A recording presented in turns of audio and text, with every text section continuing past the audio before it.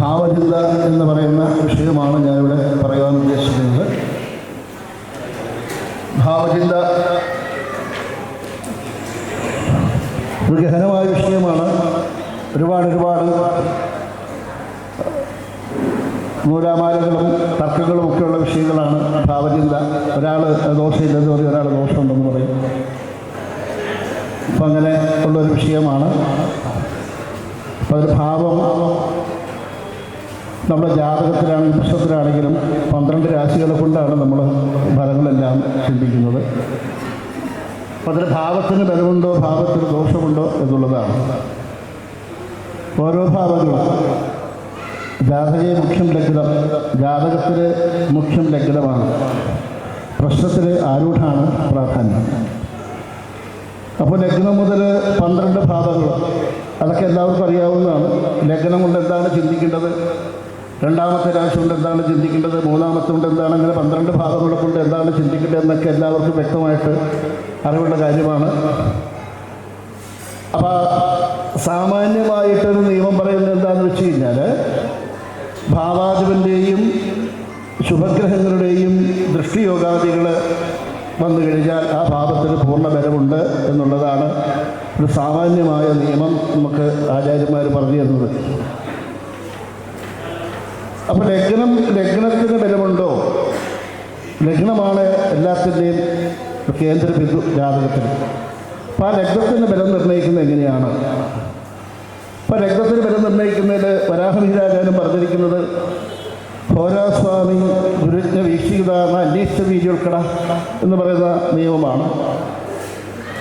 മറ്റ് ഭാവാധിപന്മാരല്ലാത്ത ഭാവഗ്രഹങ്ങളുടെ ബന്ധം ഇല്ലാതിരിക്കുകയും ഭാവാധിപൻ്റെയും വ്യാഴത്തിൻ്റെയും ബുധൻ്റെയും ദൃഷ്ടിയോഗാദികൾ വന്നു കഴിഞ്ഞാൽ ലഗ്നത്തിന് ബലമുണ്ട് എന്ന് പറയുന്നു. ഇത് വരാഹവിരാജൻ്റെ വചനമാണ്. പക്ഷേ മറ്റ് 2 ആചാര്യന്മാർ വേറെ അഭിപ്രായങ്ങൾ പറഞ്ഞിട്ടുണ്ട്.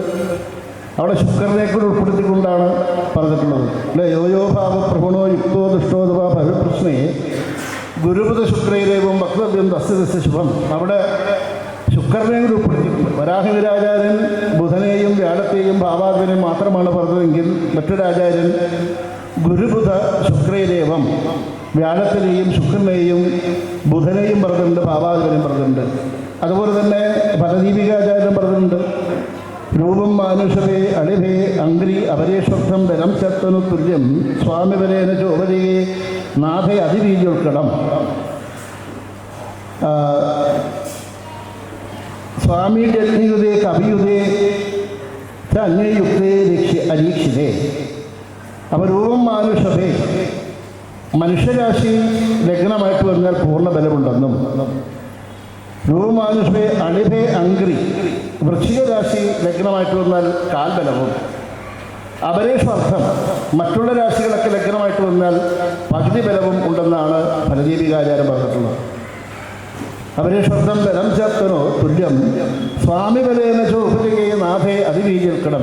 അതുപോലെ തന്നെ ലഗ്നാധിപനായിട്ടുള്ള ഗ്രഹം ബലവാനായിട്ട് ഉപദയഭാഗങ്ങളിൽ നിന്ന് കഴിഞ്ഞാലും ആ ലഗ്നത്തിന് പരിപൂർണ്ണ ബലം ഉണ്ട് എന്ന് പറയാം.